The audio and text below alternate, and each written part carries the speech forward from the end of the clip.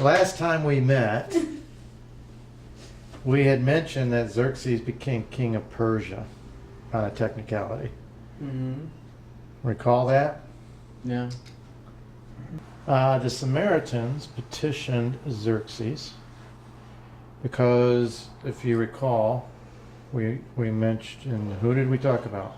Well, there's the Samaritans. Zerubbabel was in tight Yes. with them. Well, he was in tight with Darius, Mm-hmm.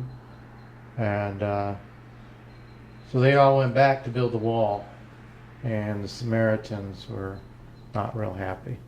Again, not happy, because they were being left out. So the Samaritans petitioned Xerxes to stop building the wall, and he's too busy to pay attention to him, because at this point, remember, his father had just been defeated at Marathon in that very long battle, as David would point out. And he couldn't get back to them because the Egyptians were revolting. Well, Xerxes had the same problem. He had the Egyptians revolting again. So that was on his mind. But he was still being petitioned by people to go back and take care of his father's business with the Greeks. But he has to take care of the Egyptians first. Now, we talk a lot about Herodotus as the Greek historian that we use. And a lot of the reasons we use him is because he's born around this time. So he's living during this time frame. So he's pretty much a witness to everything going on. And that's why he is such a common historian that is used when people talk about this time frame. He was born in 484 BC.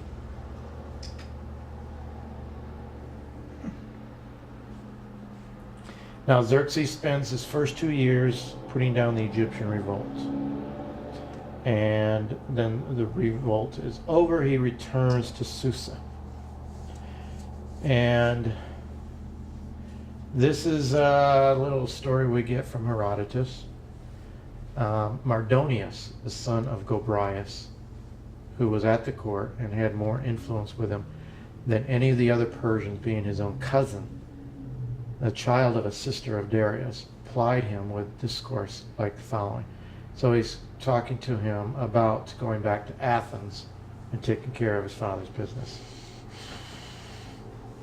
So he's upset. He doesn't think the Athenians should get off scot-free, and he's trying to get Xerxes to go back. And of course, Xerxes does begin to plan the war against the Athenians. And that's where we come up with the story of the 300, which really wasn't 300 total, just 300 Spartans. There were other people involved in that battle that were from other areas. They only highlight the Spartans, because I think it was the last 2 days of the battle that Leonidas sends all the others back home, and he keeps his 300 Spartans. And they spend 2 days defending that one little area.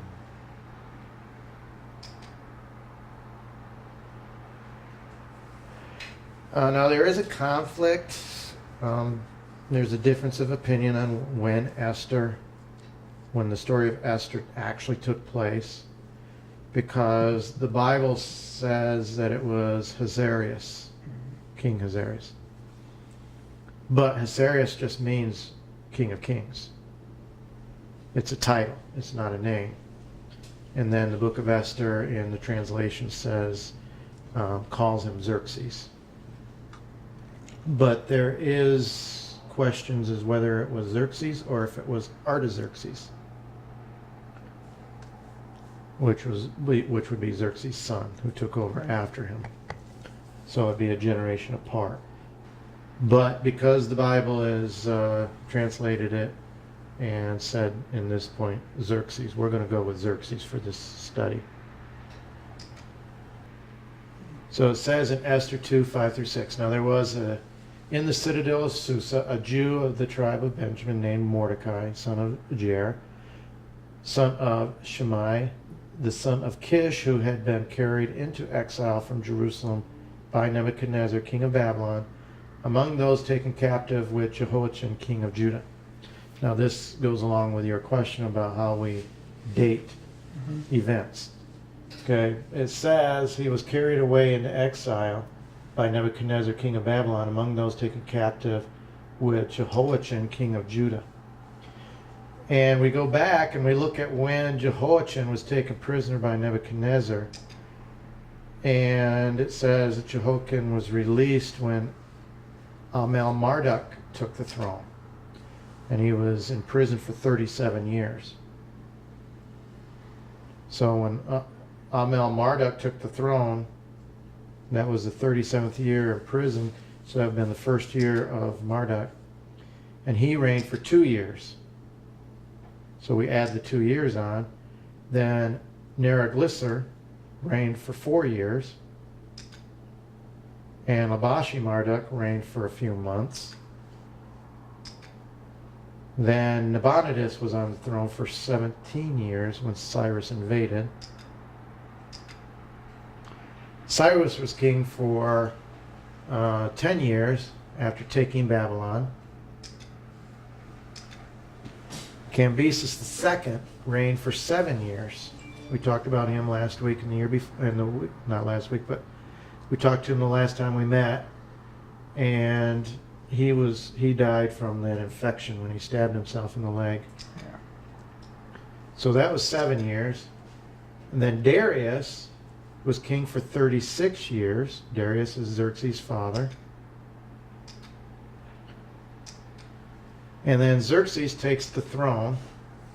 Now, assuming that Xerxes was the king when Esther's story occurred, the number of years that passed from the time Jehoiachin was put in prison until Esther had her night with the king in his 7th year adds together as follows. You got 37, 2, 4, 17, 10, 7, 36, and 7 is 120 years.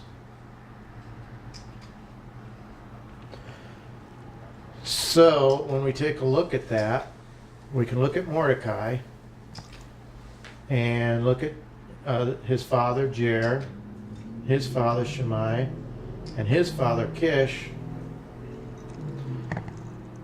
It says that Kish was taken into exile when Nebuchadnezzar was king, among those taken captive when Jehoiachin was king of Judah. Now, we assume, because looking into history, most of the time the men were about 40 years old when they had children.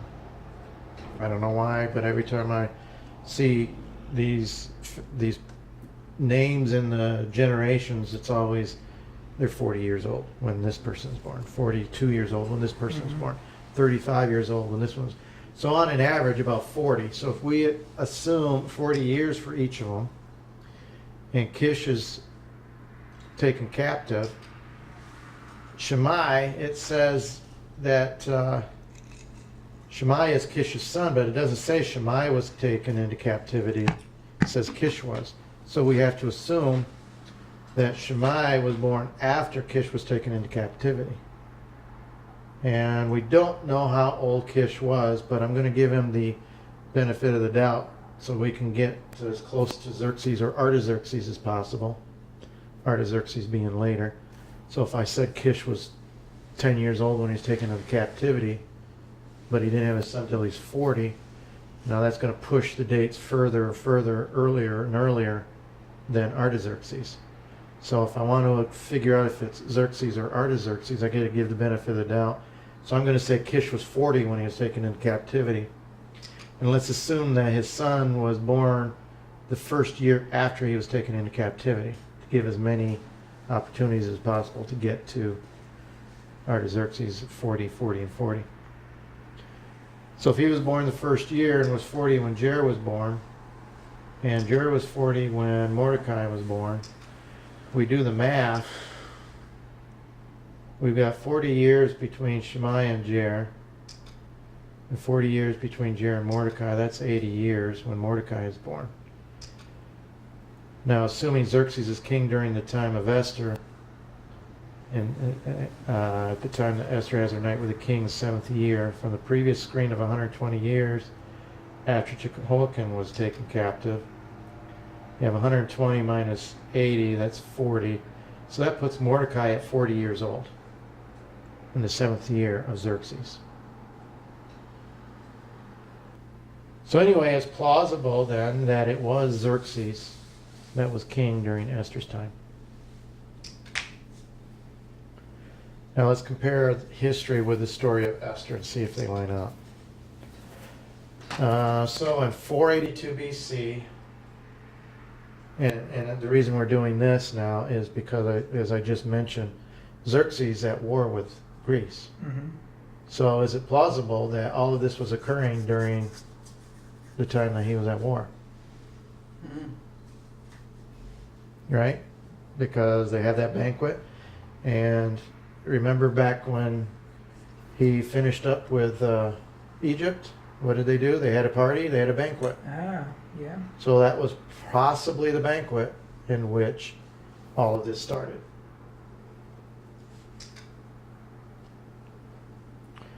So we're saying that for the first 2 years, Xerxes was putting down the revolt for Egypt. So that would be in the 7th year, 5 years after the banquet. So let's take a look. And remember, they didn't have the internet, so everything didn't happen instantaneously. So it took time. So in the 3rd year of his reign, he gave this banquet. So he defeats Egypt, and in his 3rd year, they have this banquet. So again, as we said before, we don't know if his revolt was put down in the beginning of his 2nd year or at the end of his 2nd year, and then in his 3rd year he had this banquet. So it could be near the end of his 2nd year, and then they planned this banquet a month later, 2 months later. We don't know. Mm-hmm. It just says in his 3rd year he gives a banquet. And therefore pleased the king to let him issue a royal decree, and let it be written in the laws of Persia and Media, which cannot be repealed, that Vashti is never again to enter the presence of King Xerxes. Also let the king give her royal position to someone else who is better than she. So if this is his 3rd year, and Esther is taken to him in the 7th year, you've got 4 to 5 years going on between this banquet and when Esther is made queen. So in 481, Xerxes and his army leave to battle the Greeks. Okay? 482 is his 3rd year when he has the banquet. A year later, the next year, he's going off to battle the Greeks. And what did he do after Vashti was taken off of the throne? He says, bring me all the available women of age. And he's going off to war. The Battle of Thermopylae, Persians versus Leonidas, 480 BC. So this guy is off in the battlefields, and he's got young women being brought to him. Their night with the king, right? But we'll find out that he didn't have any of the women coming to him the 1st year after. Right. Because they have a tradition that they have to be Purified or something? yeah, they have to be purified for 12 months, 6 months of this and 6 months of that. And we'll bring that up here in a minute. Now, following the defeat of the Spartans at Thermopylae, Xerxes then took his army into Athens, which had been evacuated. Some Athenians went to Aegina, some to Salamis, but the greater number to Trozen, and destroyed the city of Athens, revenging his father's defeat by the Athenians at Marathon. So I want you to keep that in mind. Athens is totally destroyed. Buildings knocked over. City is burned to the ground. Now, Herodotus says the Greeks retreated their fleet of ships into the bay near Salamis.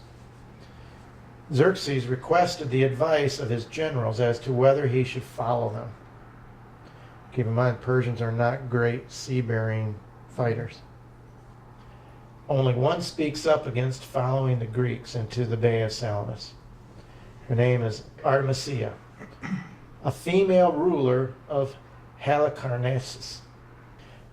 This is an Asia Minor and Persia ally commanding 5 ships.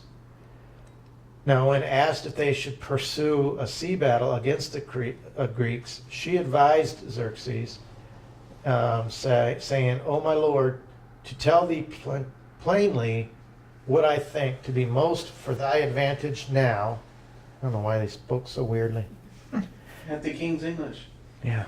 "This then is my advice. Spare thy ships and do not risk a battle. For these people are as much superior to thy people in seamanship as men to women. What so great need is there for thee to incur hazard at sea? Art thou not master of Athens, for which thou didst undertake thy expedition?" She's basically saying, you've accomplished what you came for. Don't risk your ships and your men and risk losing a battle at sea. To which, if he had taken her advice, would have been good, because they lost the battle. And they were sinking their own ships because this bay that they were in was very narrow and small. The Greek ships are smaller and can maneuver much easier. The Persian ships were large and they couldn't maneuver in this small area. They were actually running into each other and sinking each other. I don't remember that from world history. You should, you're a history major. Well, it's been how long since I did that? 2 or 3 years. Yeah, okay. And your mom's from Greece. Yeah. She didn't teach me that though. Okay, so here's an image of the bay. They did have ships from Egypt, because remember they just conquered Egypt? So now they've got a bunch of ships from Egypt, and they used those ships to prevent other ships from entering or leaving the bay. They kind of wanted to trap the Greeks in there. So the red ships are the Persians, and the white ones there with the blue, those are the Greeks. And this was a very narrow area, and the Persians just couldn't maneuver. They were running over top of each other. Having lost that, Xerxes returns to Susa in 479 BC. This is when Esther is taken to the palace in 479 BC. Before the girl's turn came to go in to the king Xerxes, she had to complete 12 months of beauty treatments prescribed for the women. 6 months with oil of myrrh, 6 months of perfumes and cosmetics. So when Vashti is kicked off the throne and they start bringing these girls into the palace, it's at least a year before any of them have their night with the king. So that was in the 3rd year, so you're talking the 4th year. And then there would be 3 years of women having their nights with the king before Esther. And we don't know if it's one every night or if it's however many weeks later, or how often a woman is brought to him. But because he's at war, you got to imagine that if these women are going to have their night with the king, it's going to be out on the battlefield. How romantic. Yeah, but when you watch the movie 300, Mm-hmm. they show Xerxes having women brought all the time to him. Yeah. Well, gotta have a break from the. Yes, but you got to think, between the first girl and Esther, you got 3 to 4 years. And if they're bringing a woman every night. There may not have been that many of them. Right. I mean, he's most likely didn't have one brought to him every night. And then Yeah. again, there could have been more of what the expectations of the type of woman Right. that would qualify too. Who knows? I mean, if it took him 4 years to find the right one, sure, the choices weren't that many. Yeah. So in 478 BC is the 7th year of his reign. This is when the book of Esther says that she was taken to King Xerxes in the royal residence In the 10th month, the month of Tebeth, in the 7th year, of his reign. Not certain about the year, but sometime between 478 and 473 BC, Mordecai saves the king's life by informing Esther of the plot to kill the king. Mm-hmm. So Esther had to be in place for Mordecai to use her to send the message to the king. So it had to be somewhere in that time frame. It says in the 12th year of King Xerxes, so 473 BC, in the first month, the month of Nisan, they cast the pur. They cast a lot, which is interesting where the term casting a lot comes from. Can you tell me where that comes from? Well, they were doing that already. Weren't they casting lots before that? But do you know why it's called casting a lot? No. Because they did it often? No. No. No. Okay. Who is Abraham's nephew? Lot. And what did Abraham do when they separated? He did something he used that system. Who so decided which way who was going? Lot decided. Yeah, Abraham gave Lot the choice. So when you cast a lot, you're letting the lot give the choice. Oh, that's how that came from. Interesting, huh? Yeah. All right, so they cast the pur here. I don't know where pur comes from. Maybe it was a cat at the time they tossed it. It's the cat. Good thing the SPCA wasn't around back then. Yeah. In the presence of Haman, to select a day and month, and the lot fell on the 12th month, the month of Adar. Okay, this is obviously where Haman is plotting against the Jews. Guess he was still hanging around back then? Not yet. Not yet.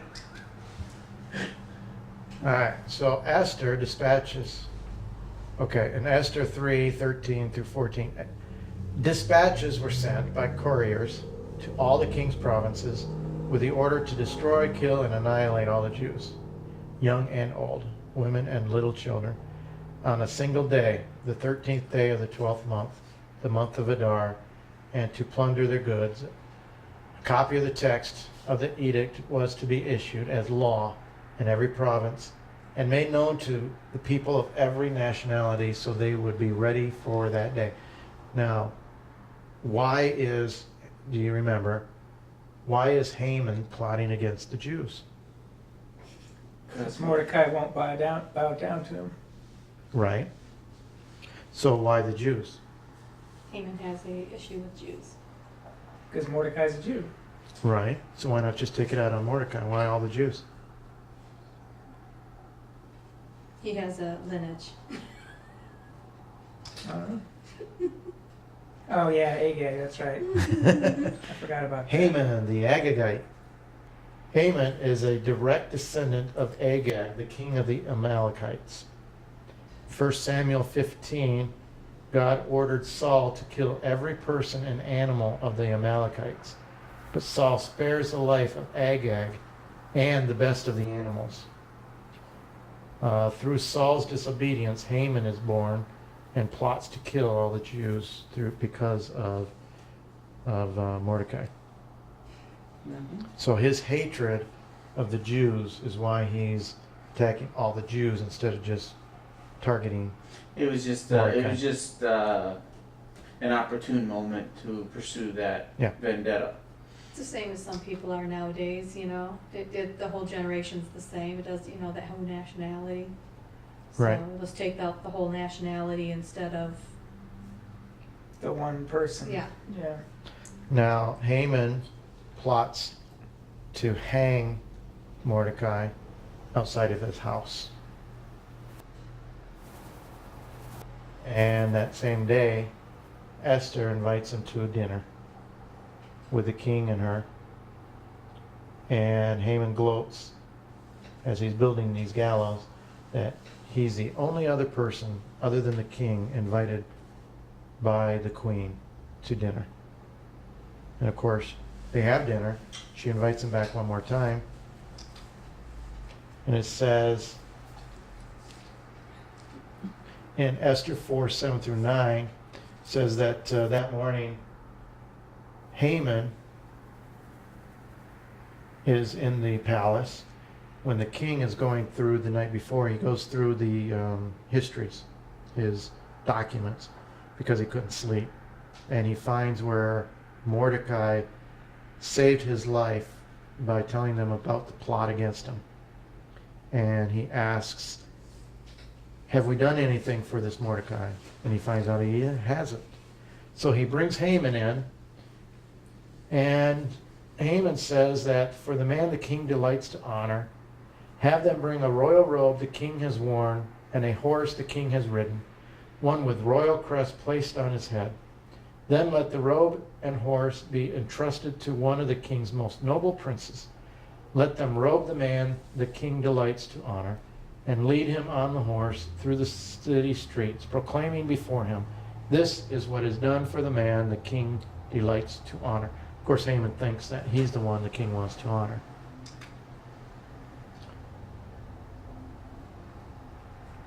So Haman has to go and lead Mordecai through the streets, exactly as he suggested. Now remember, he's got a gallows outside his house for this guy, and he's got to parade him around. It's going to be kind of hard to explain why he's hanging him next night, huh? But anyway, he goes back to dinner, and the queen says, save my people. So in Esther 8:5-8, if it pleases the king, she said, and if he regards me with favor and thinks it the right thing to do, and she goes on and explains how she is a Jew and how Haman the Agagite has devised a plan to destroy the Jews. Now the king's already put this into law. And when the signet ring is used to seal a law, it cannot be changed, not even by the king. So the king, angry with Haman, hangs him instead of Mordecai. He gives all of Haman's belongings to Esther, who gives them over to Mordecai. Mordecai is made second ruler in the kingdom. And they come up with another plan. They can't overturn the law that has been sealed by the king's signet ring, but they can write another law. And the law said that the Jews can carry weapons and defend themselves and kill anyone who tries to kill them, and that they can kill all of Haman's family. So that's what's done. So the same night that Haman was going to go kill the Jews were allowed to defend themselves.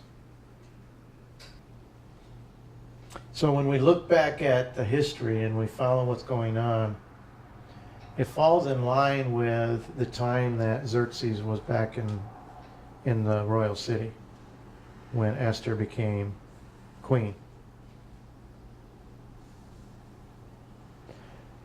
And Esther 8:15, and many people of the nationalities became Jews because fear of the Jews had seized them. Can't beat them, join them, I guess, right? And then, of course, Esther, she's all happy and excited about what was happening, but the day that it occurred, Xerxes asks her what he can do for her. And she says, we'll give the Jews in Susa permission to carry out this day's edict tomorrow also. And let Haman's 10 sons be hanged on gallows. So I guess she's having so much fun with it. Let's do it again tomorrow. Of course, only the Jews in Susa, because they can't get the word out to everybody else. You know, no internet, no email. And so it was done, and the celebration of Purim begins. Mordecai is second in command of all of Persia.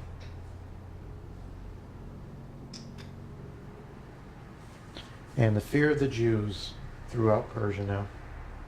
Many of the Persians became Jews. So what we're seeing is the spread of the Jewish faith. And remember, where we're going with this is we're trying to see how the Jews' traditions, their laws, and their beliefs may have moved into Greece so that the Greeks built this temple to the unknown God.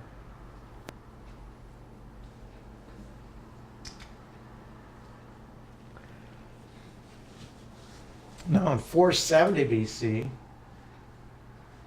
remember Xerxes was fighting Leonidas in the 300 and 480 BC. So this is just 10 years later.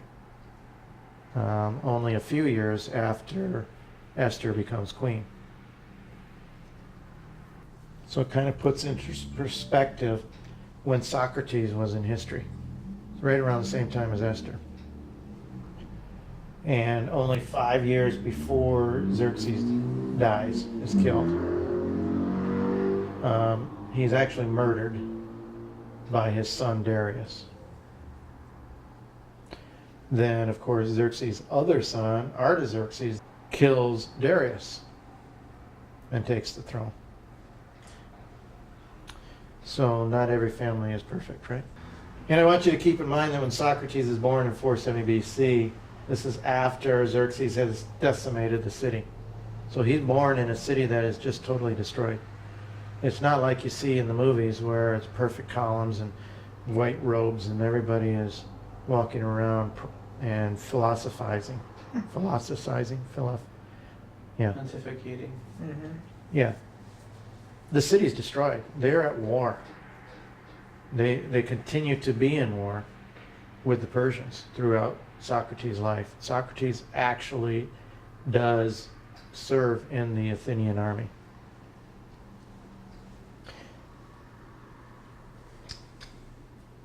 So here's where we see the family line here. So you had Darius the First, okay?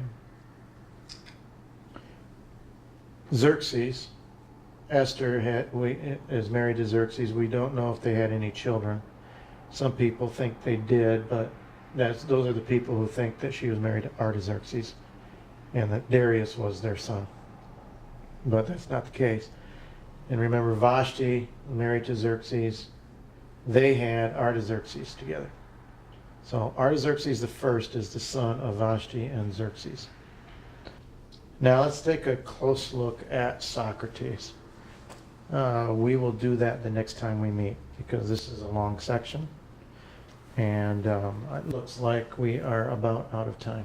Or 8:30. Yep. So we will end it right here and pick it up here next time. Okay.